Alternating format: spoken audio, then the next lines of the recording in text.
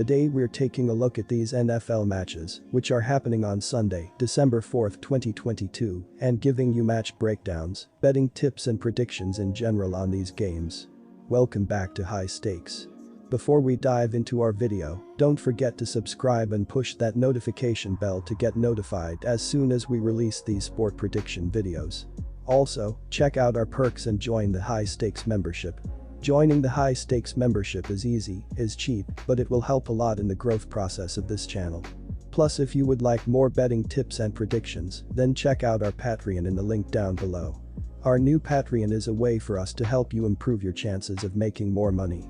Multiple plans are available for each and every one of you. By becoming a member of the High Stakes Patreon, you will have access to our best team picks, total picks, parlay picks and much more. Stop wasting hours of your time searching for bad betting predictions that ends up costing you a lot of time and money. Join the High Stakes Patreon now and get the best betting picks. Going back to our video, we will give you 2 betting picks for each game, a team pick and a total pick based on facts and detailed explanation. One more thing before we start, check out our new channel High Stakes Props and Parlays, where you can find our player props and parlay picks predictions. You will find the link in the description and comment section below, and make sure to watch our videos till the end so you don't miss any of our picks. New York Giants vs Washington Commanders. I will be picking the Commanders, and I'm going to lay the points, -2. They have won 4 of their last 5 games, and I don't think there is a hotter team in the league right now. They are getting the job done on both sides of the ball, as they won't allow the Giants to score enough points to cover this spread. New York has only been able to move the ball on the ground this season, but the Commanders' run defense is good enough to shut them down. Washington is allowing 108.4 rushing yards per game, which is the 8th least in the league. Daniel Jones doesn't have many healthy receivers to throw to, as he will struggle to lead his offense down the field. He didn't impress me against the Cowboys on Thanksgiving, and this Washington defense is legit. They are allowing the 10th least amount of points per game and the 8th least amount of yards. Their front 7 will shut down the run and put pressure on Jones, as the Giants will struggle with the ball in their hands in this game. Now, I don't love Taylor Heinicke, but I see him making enough plays late in this game to push his team ahead of the Giants. Washington is scorching hot right now and the Giants are not. I'm going with a team that is ascending in the correct direction. Pick the Washington Commanders and lay the points, -2 points. The under has hit in 4 of the last 6 games for New York and 8 of the last 10 for Washington. They're 2 run-heavy offenses with 2 defenses in the top 10 in opponents' TDs. Giants are 7th with 2.1 and Commander 10th with 2.2. Expect the trend to hold and the under 40.5 points to hit. Houston Texans vs Cleveland Browns. The Cleveland Browns are currently in 3rd place in the AFC North, as they are 3 games back from the Bengals and the Ravens. They are also 2-3 in their last 5 games, as they will be looking for a spark in this one. On offense, Cleveland is scoring 23.9 points per game, and they are averaging 376.9 total yards. This is the 11th most points scored per game and the 5th most yards averaged. Jacoby Brissett has started every game this season, but Deshaun Watson is finally off suspension and is allowed to return this week. The Browns will announce their starter closer to game time, as nobody knows who will get the start in this game.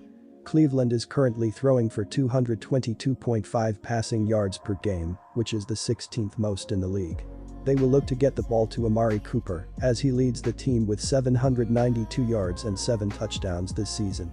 Cleveland has also relied on their rushing attack, as they are running for 154.4 yards per game. This is the 5th most in the league, as Nick Chubb has continued to lead the way out of this backfield. He has recorded 1,039 yards and 12 touchdowns this season. The Houston Texans are currently in last place in the AFC South, as they are 0-5 in their last 5 games played.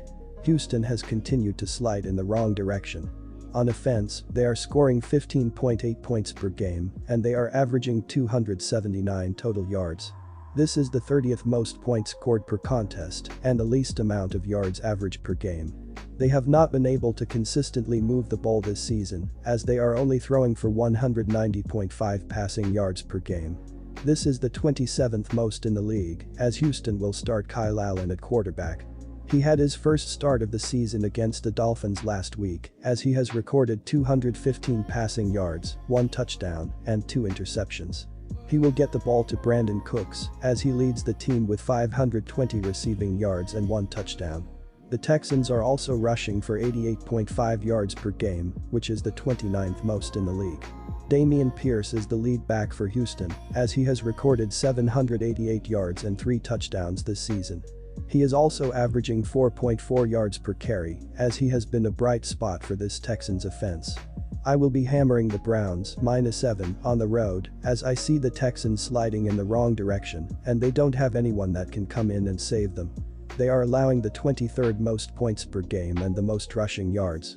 The Browns will be able to run the ball down their throat consistently throughout this game, as they are averaging the 5th most rushing yards per game. I also trust Brissett or Watson at quarterback, as this Texans secondary isn't been anything special either. They are allowing the 27th most passing yards per game, and the Dolphins lit them up last week. The Browns will now do the same, as they are scoring the 11th most points as a team, and they are averaging the 5th most total yards. They will win on both sides of the ball and slowly pull away throughout this game. Kyle Allen didn't look special last week, as I see his struggles continuing in this one. Houston will fail to consistently put the ball in the end zone, as they won't score enough points to cover this spread. The Browns are the better team on both sides of the field, and they could get even more of a spark if Watson plays. Houston is one of the worst teams in the NFL, as I don't see them keeping this game close. Pick the Cleveland Browns and lay the points, -7. Houston's defense has been poor this year, as they are allowing opposing teams to score nearly 24 points per game. The Browns have been even worse, as they are giving up an average of 26 points per game. Although Houston's offense has struggled, they should find the end zone at least twice on Sunday. The Browns' offense will be cooking behind Chubb and Watson. They will easily reach 30 points in the victory. The over is 5-1 in the Texans' last 6 games, after accumulating less than 250 total yards in their previous game. The over is 6-1-1 in the Browns' last 8 versus the AFC. Take the over 46.5 points on Sunday. Chicago Bears vs Green Bay Packers. The Packers should win this game comfortably, even if Jordan Love has to play for Aaron Rodgers and Justin Fields returns from a shoulder injury.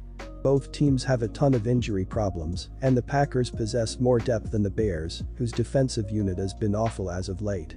Chicago has allowed 31 or more points in 4 of its last 5 games, and Eddie Jackson's injury will hurt the Bears a lot. Green Bay can lean on its ground game. Keep your eyes on Aaron Jones and A.J. Dillon, who combined for 193 yards and a TD on 33 carries against the Bears in Week 2. Jordan Love looked good against the Eagles, so give me the Packers to win and cover. Green Bay is 7-0 SU and ATS in its last 7 encounters with Chicago. Green Bay Packers -4.5 points.